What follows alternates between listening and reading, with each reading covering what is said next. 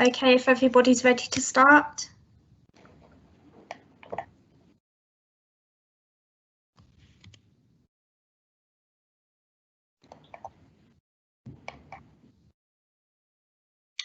The meeting is live when you're ready. Thank you. Right, good evening members and welcome to tonight's council meeting dated Monday the 26th of October at 7:30 p.m.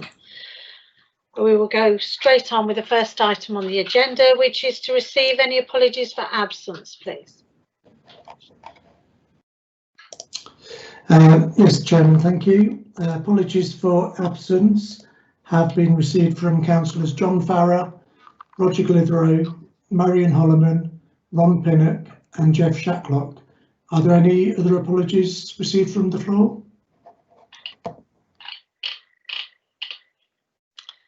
No? Okay, thank you. I will remind members to please stay muted unless you have been asked to join the debate or the conversation. I do have Ben, Louise and Charlie able to notify people if they are muted when they should be speaking or anything, so please let's not all jump in and tell everybody because it'll just end up in chaos. So okay, we'll leave it at that. Thank you members. Right, moving on to the next item, which is to approve the minutes of the council meeting held on the 20th of July 2020, and they are pages 83 to 91 as attached. And I'm going to go to Ben. You would like to just let members know of an amendment. Thank you, Chairman.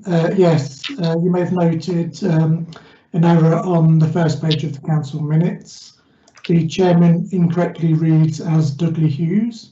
It should, of course, read Helen Howe, because it was her first full meeting as chairman. And the deputy chairman should read, accordingly, David Brackenbury. Thank you, Chairman. Thank you. Right, so unless anybody wishes to speak with regards to accuracies of the minutes, I would like to call for a proposer, please. Proposed, Chairman. Thank you. Second, Councillor Hughes. All in favour? Aye. Thank you. Aye. Carried.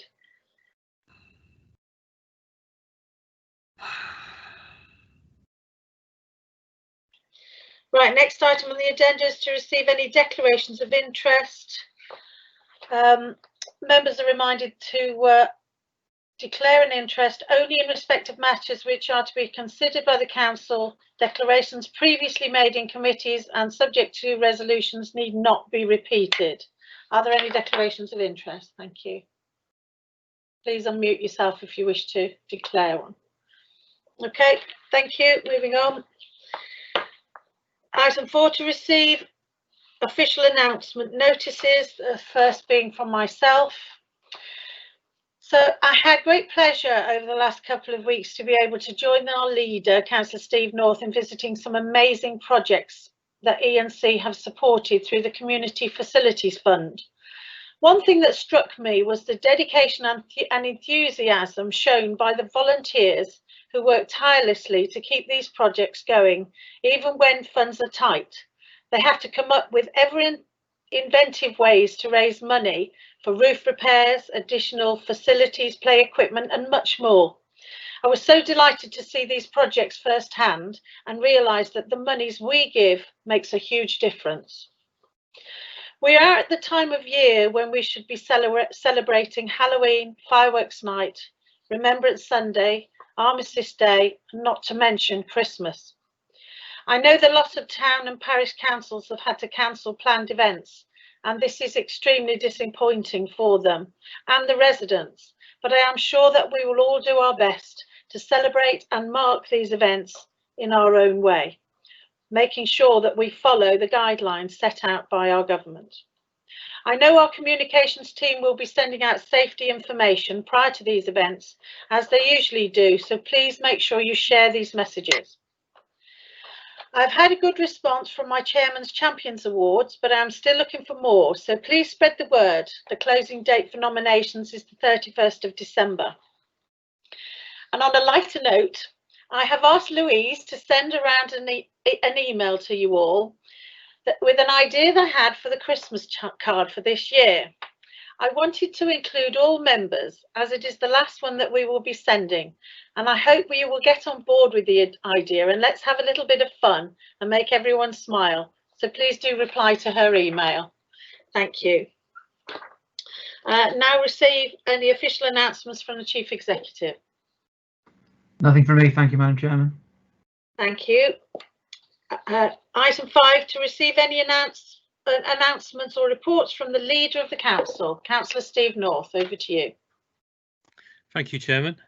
To start with, I certainly very much thank all the hard work that the members of the Planning Policy Committee have done in the last couple of meetings. I know the Chair of Planning Policy will be doing an update on his report, but it's very good that this council has been able to respond to two of the papers that are out by the government at the moment in relation to the changes to the current planning system and planning for the future white paper.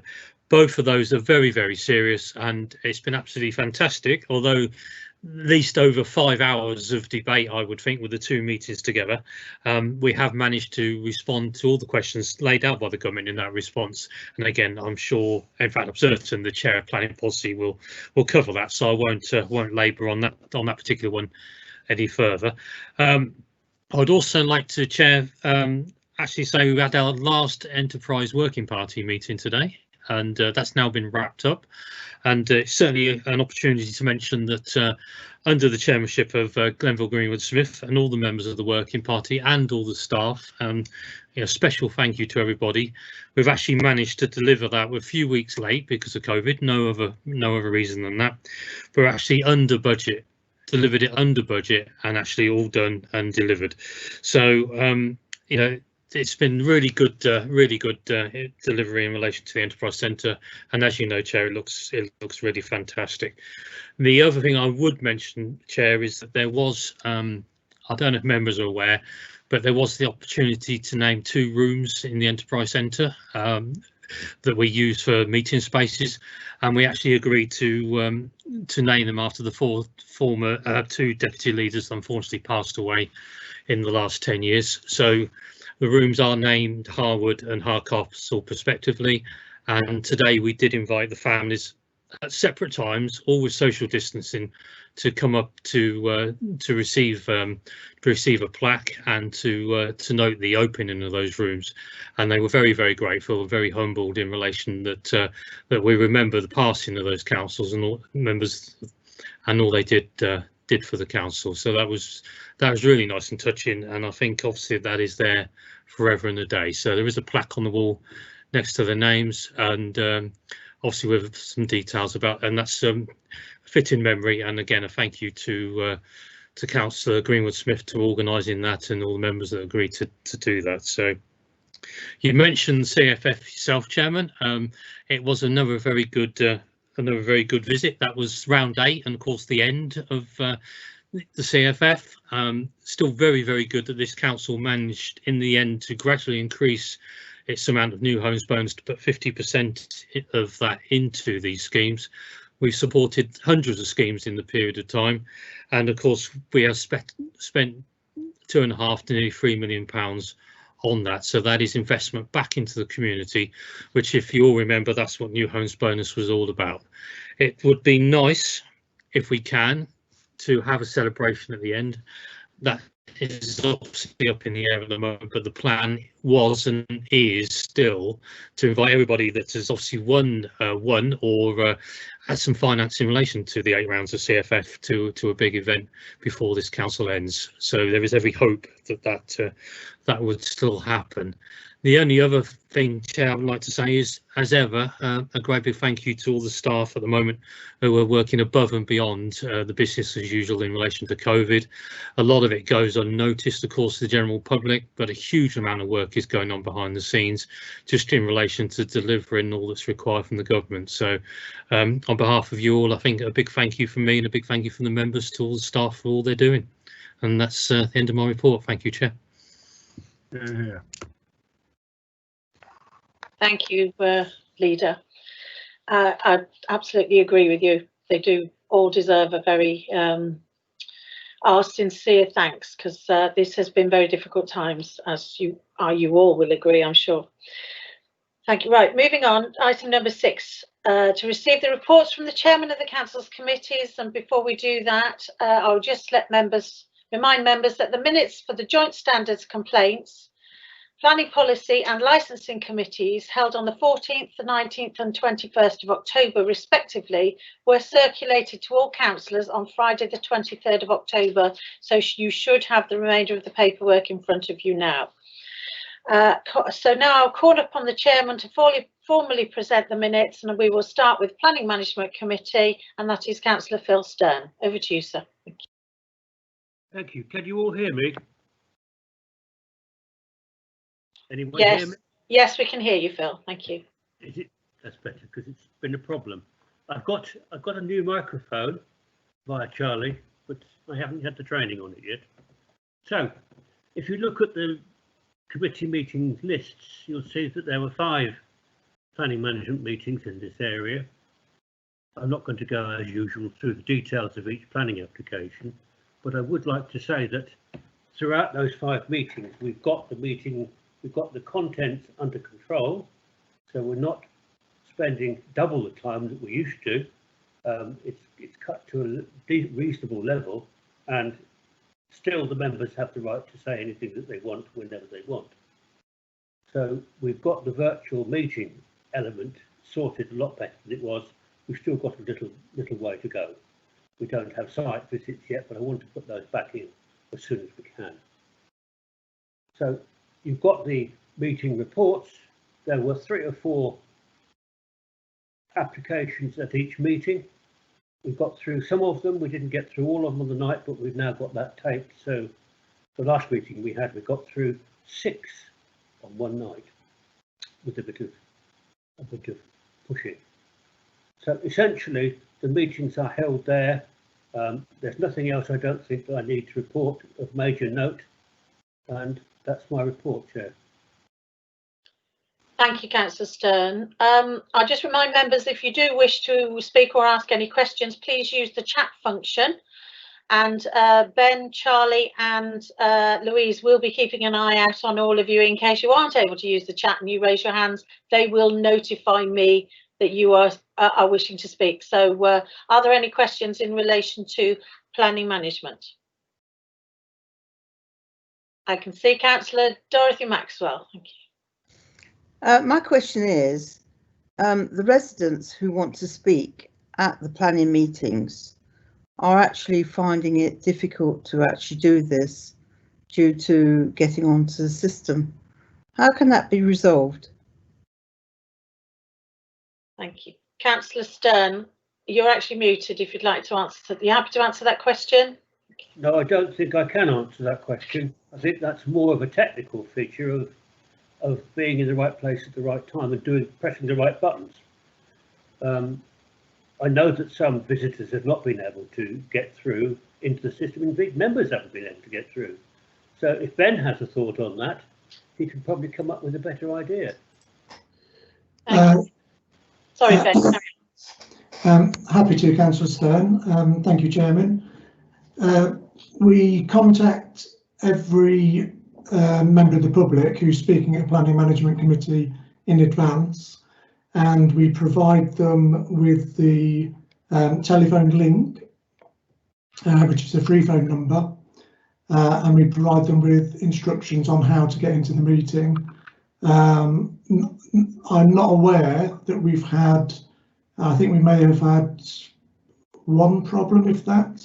I think every member of the public who has wished to speak at planning management has been able to, as far as I'm aware. And we've not had any problem of the system breaking down at any of the meetings that we've run since we started this following lockdown. Okay, thank you. I think that answers that question. So unless there are any further questions, I'll call for you, Councillor Stern, to propose the minutes.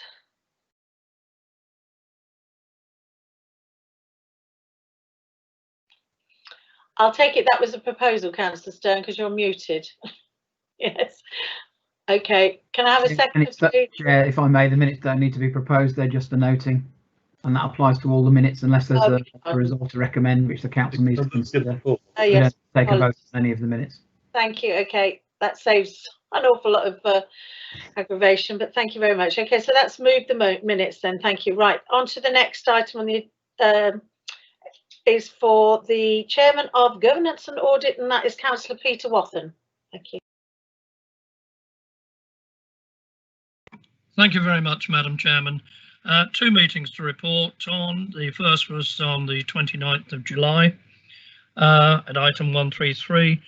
We were given a verbal update on the National Audit Office's new requirements on financial reporting, with particular reference to COVID. COVID is going to come up quite a bit, I gather. Item 134. You can remember, all of us, back to that terrible Grenfell disaster, and following that it was decided that we would do an annual survey on the fire safety precautions our housing providers undertake, and that's always been done since then. It has of course been delayed a little bit this year. It is underway now, and the usual culprit for the delay unfortunately is the dreaded COVID. Item 135, if I can find it myself. Ah, yes. Again, COVID and its impact on council tax collection. Quite a number of people, obviously, during this time have been furloughed, and some of them, very unfortunately, of course, have lost their jobs, which has had a significant impact on their ability to pay their council tax. All the cases have been treated sensitively and advice given to all those in need of it as to where help can be found. It'll take some time really before the full effect of all of this comes through, and we see how it does impact on our council tax collection rate. More on that actually at the next meeting. As you're all aware, we've had funding from central government to help businesses, and I'm very pleased to say that somewhere in the region of 1,378 grants have been given to local businesses, totaling to 15.3 or just over 15.3 million pounds. We then had a further allocation of just over 800,000 pounds, which again helped, I believe, about 99 local businesses. Given all of this going on, obviously the potential for fraudulent claims was high, but I'm extremely pleased to say that due to the diligent work of our officers, and the work of our officers was mentioned in the leaders' report, no fraudulent claims have got through. So I think, quite honestly, our officers have worked extremely hard in most unusual, unprecedented conditions, and should be actually, totally congratulated. Our non-domestic rate is only, I think it's 3.5% down, which is quite incredible given the situation we're in. And finally, we were given a verbal report on the recommendations of the asset management audit, and we noted that some progress had been made, and there'll be a little bit more about that in the next report when I find it. Here we are. Right, the next meeting, Madam Chairman, was on the 23rd of September, and we noted that the internal audit plan was on target, again, despite COVID. So that was really pleasing.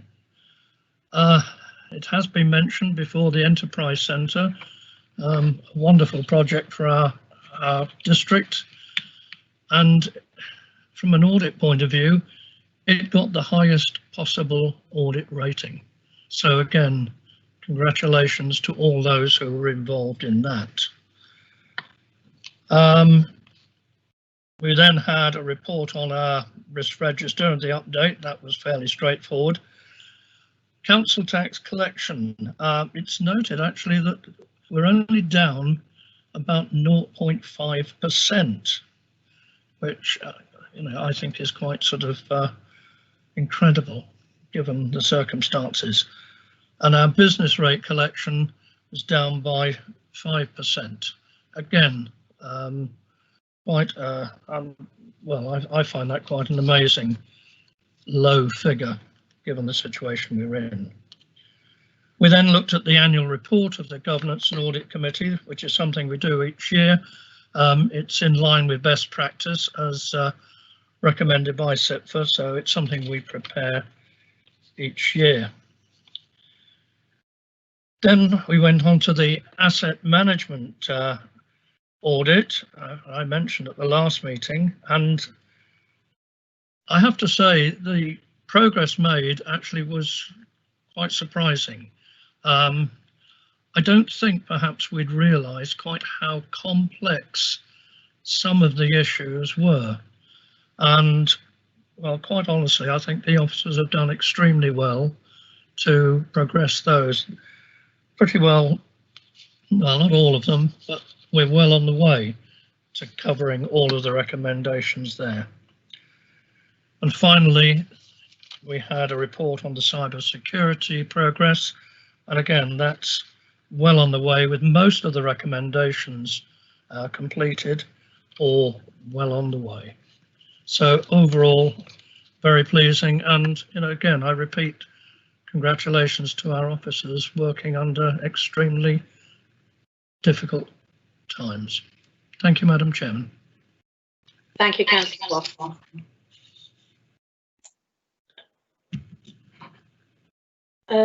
Right, next item. So actually, questions. I see Councillor Maxwell. Do you have a question in relation to the minutes, the accuracy of the minutes?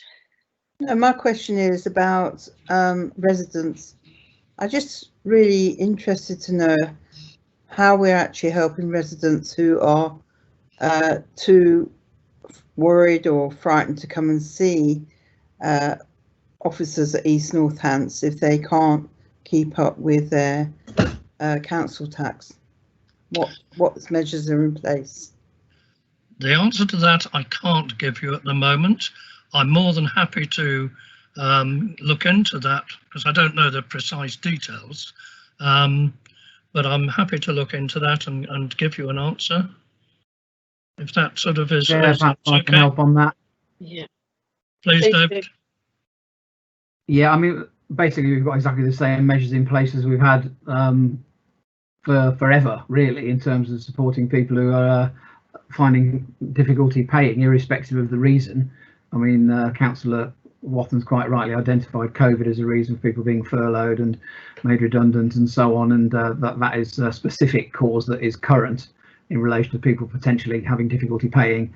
But as I say, we've had processes in place to support people who've had difficulty paying for many years, and we're always very supportive. We always do what we can to enable people to spread their payments over a longer period of time. We fund debt advice agencies and so on, which we will refer people to. And in fact, there's a lot of information on our website which members can access to see exactly what the range of services is that we provide. But as I say, it's the cause of some financial hardship at the moment might be different, but the situation is exactly the same as it always has been, which is that we've always had a range of means to support people who've got financial difficulties. Thank you. I just want to ask. Can I ask one more point? Could I come back on that question, Councillor Maxwell? Thank you to the Chief Exec there. I note also I know in our library within Raunds, we've had regular opportunities where council officers come along and hold surgery to discuss any matter relating to council business, and obviously that would be an excellent time for people with concerns to come along to somewhere local to them.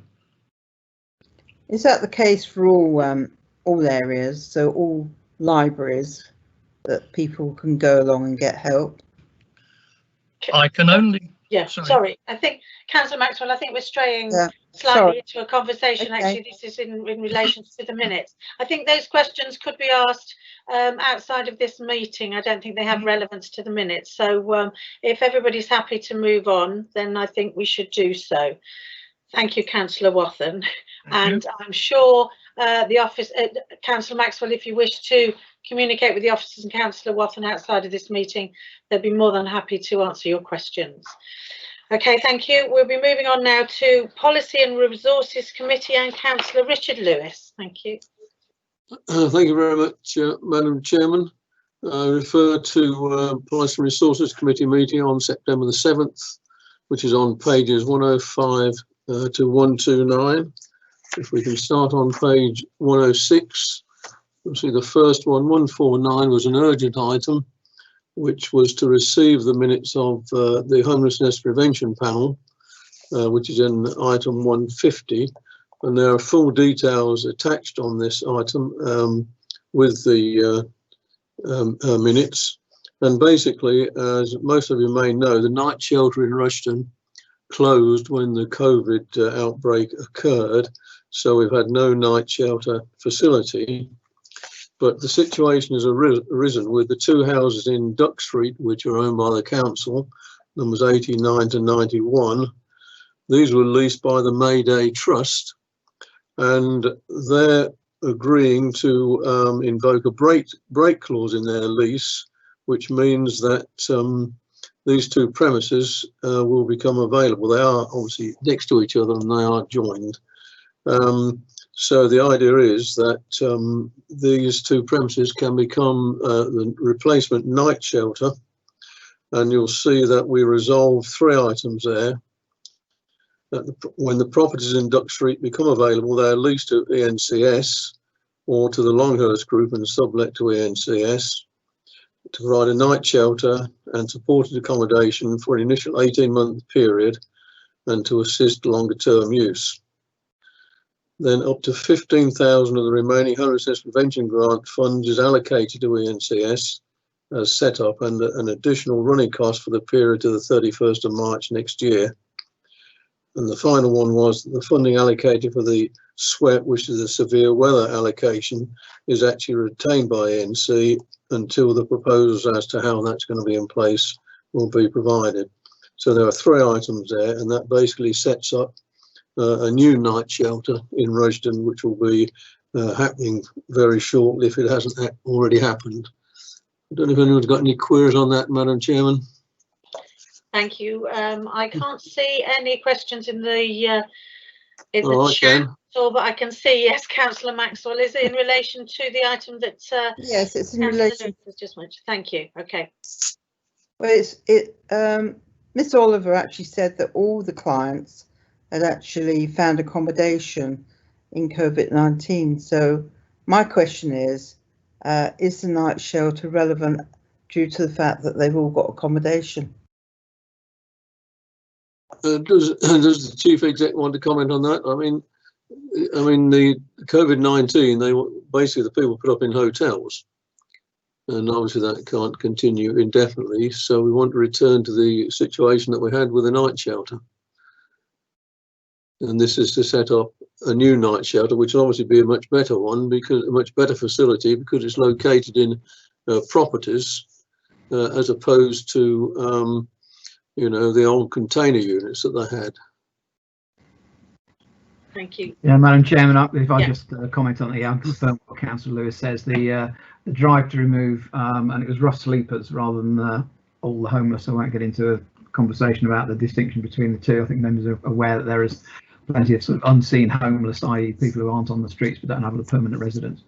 So the drive from the government was to get homeless people off the streets, and of course there were lots of empty hotels at the time, which is where most of those people went, and they've many of them have been accommodated on a permanent basis. But even so, the nature of the lifestyle of homeless people is such that they can't always keep down a tenancy and so on. So you know, we can expect some of those people to return to the streets, and we still need this by way of an emergency accommodation for those people who haven't got anywhere else to go. Indeed, thank you. I can't see any further questions at this point. Okay, thank you very much. Yes, if you'd like to carry on, thank you. Thank you, Madam Chairman. Yes, item 151 then.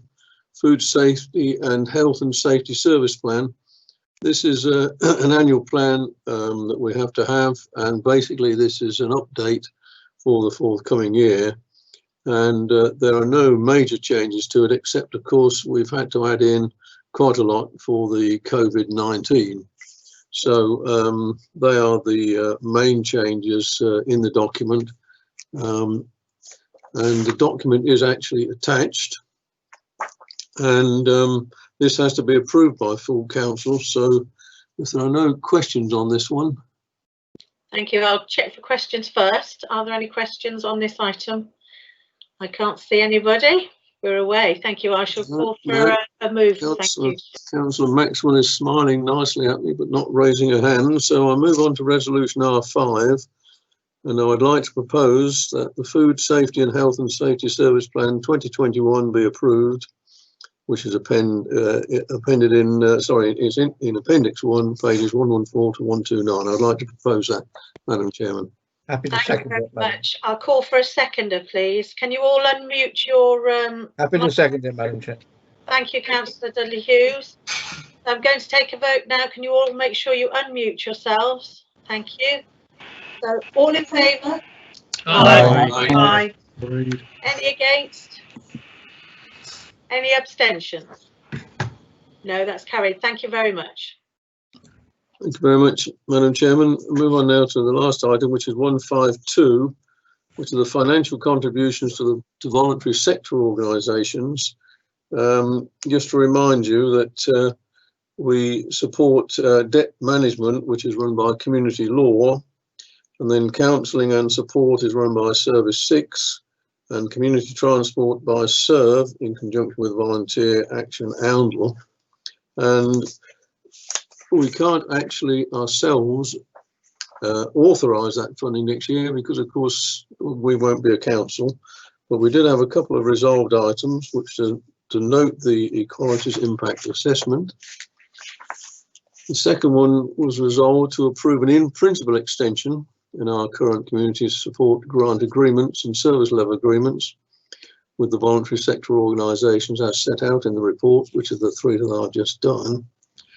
And finally, have a resolve to recommend to the new North Northamptonshire Shadow Authority that the financial provisions to cover the agreement extension referred to in recommendation 2 above are included in the 2021-22 draft budget for the new North Northamptonshire Council. And I presume through the Chief Executive we can propose and second that, but they can ignore it. Are you happy to answer that, Mr. Oliver? Thank you. I have to say I have very little involvement in the Unitary programme, Madam Chairman, so I have no idea what the process is, but Ben Smith might be able to tell us. I certainly can't, I'm afraid. Thank you. Well, I'm quite happy to propose that recommendation, and then it will obviously be passed on to the North Northampton Shadow Authority. Sorry, just be proposing, Ben, because this isn't to this council. I think your committee has already made the recommendation to propose it to the North Northamptonshire Unitary. Am I correct in that, Ben? Please. There are mechanisms to ensure that such financial provisions are carried through the working groups. So I shall make sure that the finance working groups do pick that up, and that it is made sure that it's included within the draft budget. Thank you. So I don't think we need to recommend, this full council needs to recommend that, as you've already done it. So unless there are any questions from members, I can't see. Okay. Yes, if everyone can please mute yourselves again. Okay, thank you very much, Madam Chairman. Thank you very much, Councillor Lewis. Right, moving swiftly on to the next committee is Planning Policy, and that's Councillor David Brackenbury. Thank you, Madam Chairman, and good evening, members, ladies and gentlemen. Moving swiftly on is not something that we characteristically do in planning policy, certainly not recently. We've had 2 meetings in the cycle, one of which colleagues will note was a single item agenda, and yet we still managed to take nearly more than 3 hours over the meeting. So, you know, it's poor chairmanship, it really is. Anyway, the first meeting was on the 21st of September, and we had a multi-item agenda. The first item was consultation for an alternative viable site allocation in the neighbourhood of Rushton East. We've been discussing this at length. We are somewhat behind in the bringing forward of the Rushton East Sustainable Urban Extension for a wide variety of reasons that I can discuss with anybody who's interested after this meeting. And we also have had difficulties with the Rushton West potential urban extension because of its proximity to the site of the special protection area for wildlife and so forth. And it is Natural England has raised an objection to development there. And because partly of the COVID outbreak, it's going to be very difficult to have survey work enacted that can be relied upon. So there will be a problem with that, with bringing that particular extension forward. And so we have identified land south of Bedford Road as an alternative viable site. And that was agreed on page 140, and that it goes out for consultation in line with the submission of the draft of the Part 2 local plan, which is also in the air. Then we had the adoption of the very excellent Cotterstock Village Design Statement, supplementary planning document that was duly adopted, and well done for a very good report, a fascinating little stroll through an interesting village and period of history, and well done to all those in Cotterstock who worked so hard to get that through, and well done for the officers for supporting it. At that point, we suspended we continued the business because we'd done the 2 hours, and we touched on the Bedford Borough Local Plan Review. Now this is quite interesting because we are discussing this with the duty to cooperate that Bedford and East Northamptonshire have as neighbouring councils, and of course as members of the Oxford and Cambridge ARC. We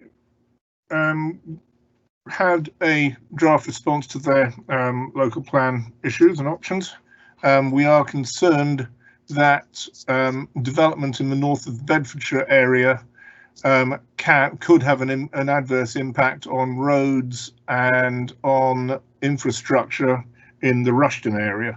So it's something that we have flagged up as a concern, and we took part in that as a draft response to that particular inquiry. And then we had a lengthy debate on the first of the government's proposed changes to the current planning system. Now, this one is not the famous white paper, which I'll come to in a minute, but this one was a algorithmic proposal which would essentially more or less double the housing allocation for East Northamptonshire above what it already is. We obviously again made some quite strident comments about it, and it's in combination with the proposed changes to the planning system, which are highlighted in the white paper.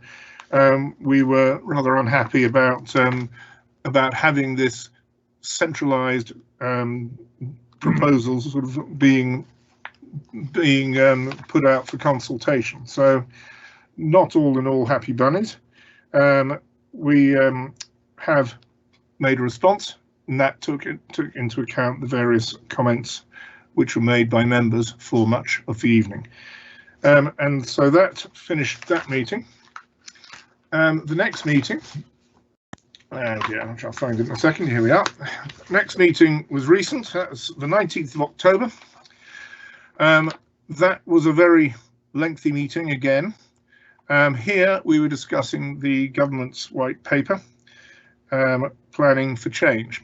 I won't go into I've discussed this in full council before, so I won't go into huge detail, but basically it would turn on its head the planning system that we currently have. Essentially, the way that would happen is that planning applications would be factored into zones. So there would be zones where development is permitted, and zones where development might be permitted, and zones where development is most definitely not permitted, or maybe not. So growth areas, renewal areas, and protected areas. But even protected areas are not fundamentally protected necessarily. So it also fundamentally would change the way that planning management is done.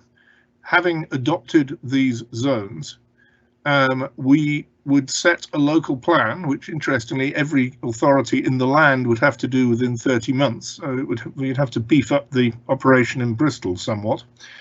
You would have to submit a local plan, and you would have to set the rules by which planning applications would be considered in that local plan.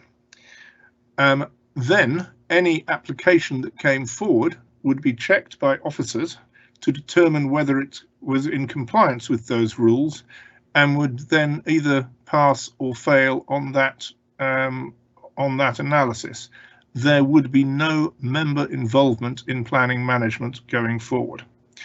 I think I speak for every member of the committee in a debate of more than 3 hours and more than 60 individual speeches were made to say that the anti-democratic, centralised nature of these proposals somewhat beggared belief. We went through the draft responses to the government's consultation pretty much line by line, and our committee had input into every single one of those responses. And I'd like to say at this point that Mike Burton and the planning policy team absolutely excelled themselves. They really did a brilliant job. They have taken into account changes that were put forward in the committee meeting, and they have taken into account certain other representations that were made. But I know that it was a very strong and a very thoughtful response was made to government. It wasn't just negative, no, it's all rubbish. It wasn't. It was much more nuanced than that. But it was a very positive, strong response to the government, which I'm sure will be taken into consideration. So well done to every member who contributed to the debate, and well done to the officer team for doing that. I know that the submission, which is due for the 29th of October, I know that it was sent by Mike Burton to the to the MHCLG this afternoon at 3:30, so it's gone. So that, Madam Chairman, I think concludes my report. Thank you, Councillor Brackenbury. I have at least 2 members who would like to speak, or ask a question. I would start off with Councillor Dudley Hughes. Yes, thank you. Thank you, Madam Chairman. My question is, that's great, but where are we with our own plan? Is it going to be completed before we are completed? Well, thank you, Councillor Hughes. Our own plan will not be completed while we are completed, at least in that it will not be adopted. We have run out of time for that. However, it should have been submitted while we are still in existence, and it will be this council's plan that will be in front of the Planning Inspectorate. That's a shame after 10 years of doing it. Oh yes, I agree. Thank you.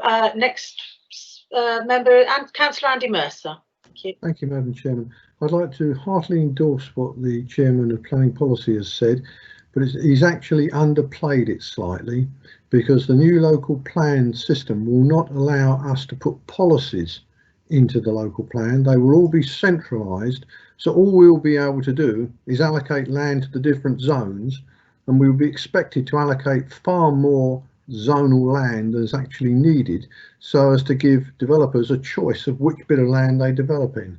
So we will be doubly suppressed compared with now. Well done to the Planning Policy Committee, but they should never have been put in that position. Well, thank you, Councillor Mercer. I mean, I agree with you. We won't be in a position to. I mean, obviously, the devil is always in the detail of these things, and the allocation of zones would be very, very difficult. And there won't be policies as such. There will be rules, and that is one of the other slight dangers.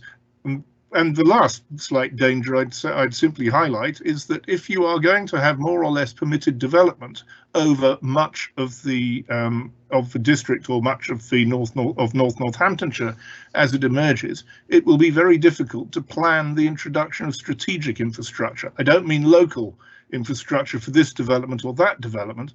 I mean the more strategic stuff. It's very, very difficult, and I've made sure that that specific reference was included in the response to the consultation. You're right, it absolutely tears up the entire current planning system. Yeah. Thank you very much. I have Councillor Tony Boto who would like to pose a question. Thank you, Madam Chair. No, a comment. I'd like to endorse the comments made by the leader and by David Brackenbury. I thought that the document was an excellent document. I think the work put in by Mike Burton was incredible. He did turn around the track changes in 2 days. As David said, it went on at 3:30 this afternoon.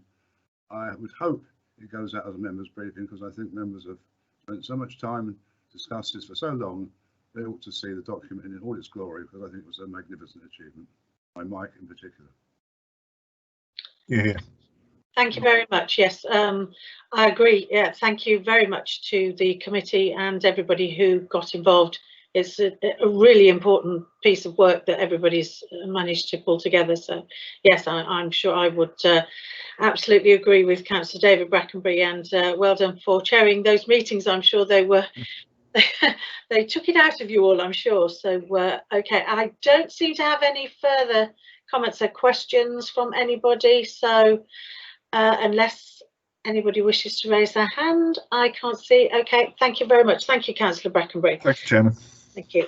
Right, next item on the agenda is the chairman of the council to go over the committee, which is the Joint Standards Complaints Committee, and that is Councillor Jill Mercer. Thank you, Chairman.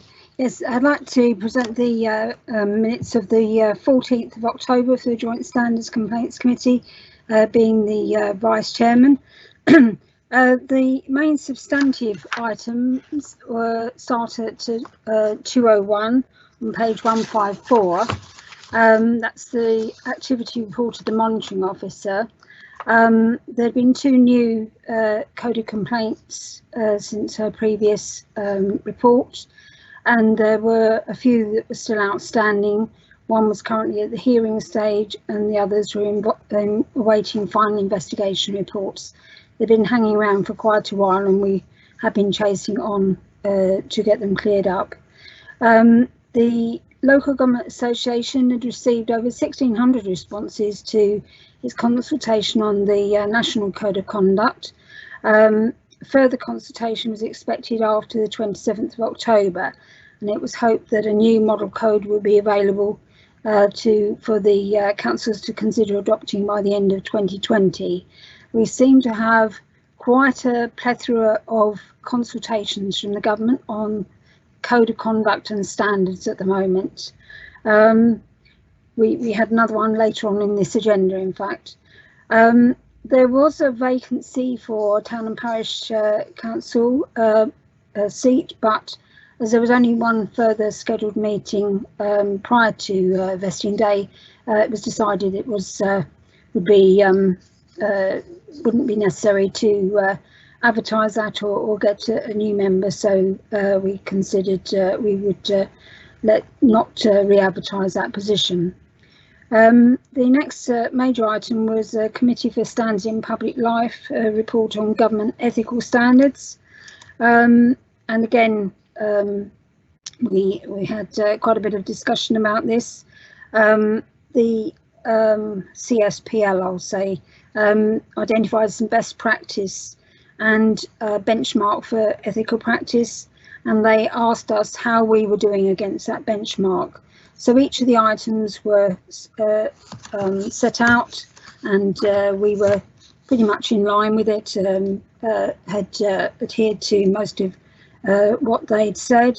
It was noted that the level of detail by each authority on their website is different. Some put a bit more detail than others, and it was likely that best practice might be issued to direct on that in future. Best practice 11 was discussed because it was about complaints to the conduct of a parish councillor towards a clerk being made by the chair or the parish council as a whole rather than by the clerk in all but exceptional circumstances. It was thought this probably hadn't happened an awful lot, and so the Deputy Monitoring Officer undertook to double check whether there had been such complaints. But it was clarified that this was only in respect of making a complaint. The complaint investigation would still be carried out by this council until vesting day. That being the substance of our meeting, that's my report. Thank you very much, Councillor Mercer. I don't see any hands raised. No, okay, lovely. Thank you very much. We'll move on to the Chairman of the Licensing Committee, Councillor Barbara Jenny. Thank you. Thank you, Madam Chairman. The Licensing Committee met on the 21st of October. The minutes for these are in your additional pack. It's the first meeting of this particular committee in the current cycle. Our July meeting had to be cancelled. The committee received an update on pavement licensing following the enactment of the Business and Planning Act. A total of 26 applications have been received so far from across the Northamptonshire Partnership. 3 of these are in East Northants. All 3 have been granted. All councils within the Central Licensing Administration Unit Partnership opted not to charge applicants for the licences, so the administration cost will be borne by each relevant council. Officers have worked extremely hard to keep pace with the developing situation surrounding COVID, offering advice and support to all licensed premises with visits and telephone or email contact to ensure they are fully aware of the guidance and compliant. Follow-up visits have been carried out where required. I would like to commend the officers for their commitment. The licensing enforcement officer in particular, I know, has worked every single weekend since the easing of the restrictions. She's visited something like 13 to 14 premises in that weekend. Premises licensed in East Northants have generally been compliant. One notable exception led to an application for a review of the Green Dragon Hotel in Higham Ferrers from the Senior Environmental Health Officer on the grounds that the public safety and public nuisance licensing objectives were being undermined following relaxation of lockdown. The panel hearing was held on the 26th of August and conditions were applied to the premises licence. As a result of this review, some discussion took place on whether we should have provision of body cam for our own staff rather than being reliant on police officers to be present. No decision was made by the committee and it has passed to another committee to make that decision.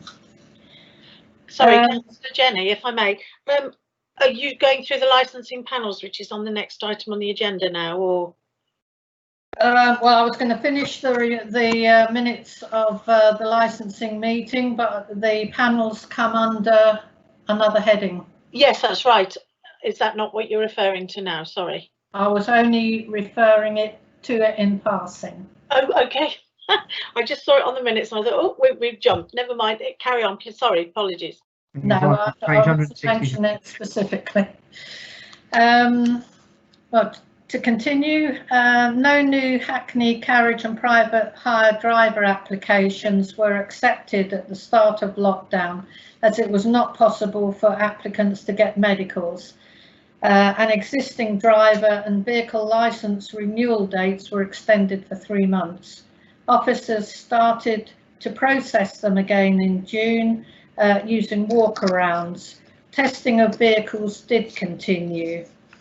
Animal welfare licensing visits were also suspended during lockdown, but these will be resumed as licenses are renewed. All premises have continued to have regular contact with the licensing compliance officer to keep them up to date with the latest government and sector-specific guidance. In July 2020, the Department of Transport published statutory taxi and private hire vehicle standards, with the primary purpose to protect children, vulnerable adults and the wider public when using taxis and private hire vehicles. There is no legal requirement for councils to implement the revised standards, but the Department of Transport expects the recommendations to be followed unless there are compelling reasons not to. Members at the meeting received a verbal presentation on the new standards as part of our ongoing training. ENC has adopted high standards within its own policies, and in most instances the recommendations set out in these new standards are already covered by East Northants Council. Any recommendations not covered are relatively minor, and given the lifetime remaining for East Northants Council, will be picked up in the new combined policy currently being developed for North Northamptonshire. The new standards would be embedded within that policy. As has been mentioned, we also received reports on panel hearings. These reports will come forward later in the agenda. Thank you, Madam Chairman. Thank you, Councillor Jenny. My apologies for interrupting you. Are there any questions? Are there any questions from any members at all? I haven't got anybody in the chat, and I can't see any hands raised. Okay, thank you very much. We'll move on to the next item, which is other reports, which is from the licensing panel. So I have been advised that these are to be taken as read unless the chair would like to make a comment. So if you would like to, Councillor Jenny, please do so.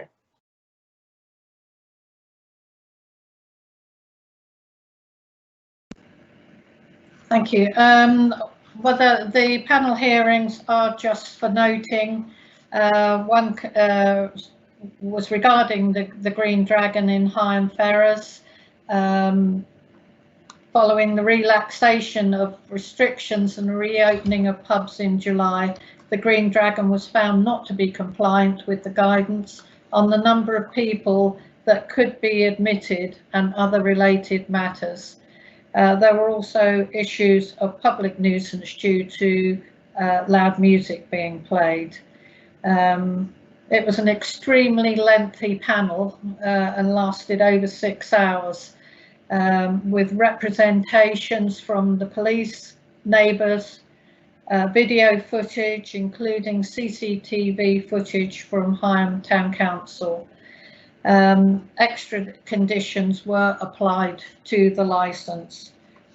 The second application concerned Tony's News in Ertling Borough. Although there were a number of local objections which were heard at the panel hearing, it was felt that the licensing objectives would be observed, so the licence was granted. I will just mention briefly an emergency panel which occurred on the 11th of September. The Environmental Protection Manager has powers to immediately revoke a taxi driver's licence if deemed necessary. The panel agreed that the taxi driver was no longer a fit and proper person to hold a driver's licence and ratified the decision to revoke the licence with immediate effect. The taxi licence plate has been returned to East Northants Council. Thank you, Madam Chairman. And thank you, Councillor Jenny. Okay, unless there are any further questions from members, I can't see anything on my chat or any hands raised. Okay, lovely, thank you. We'll move on to item 8, motions. I haven't been notified of any motions, Ben, just check. I can confirm there are no motions, Chairman. Thank you. Item 9, so to receive questions. So I remind members that in response to questions, an answer can take 3 forms. A direct oral answer. B, where the desired information is in a publication of the council or other published work, a reference to that publication. Or C, where the reply cannot conveniently be given orally, a written answer circulated by an agreed date to the questioner or to all councillors as necessary. So we have received a series of questions from Councillor Tony Boto, together with 3 questions received from Councillor Dorothy Maxwell, which shall be read out and answered by Mr. David Oliver. Thank you. Thank you, Chair. Firstly, in relation to Councillor Boto's series of questions, as you say, a series of questions have been received from Councillor Boto which relate to the council's use of the word minimum in written and oral communications when referring to the housing quotas by settlement that appear in the North Northants Joint Strategy, so that's Local Plan Part 1. Now, some of these questions are quite detailed and complicated, and Councillor Boto and I have agreed that these require consideration by officers of the Local Plan Reference Group prior to bringing a proposal to the next meeting of the Planning Policy Committee. So through you, Chair, I wonder if I could just ask for the record if Councillor Boto could confirm that he's happy with this approach. Indeed, yes, please. Councillor Boto, your response, please. Yes, Chair, I can confirm that I'm happy with the response.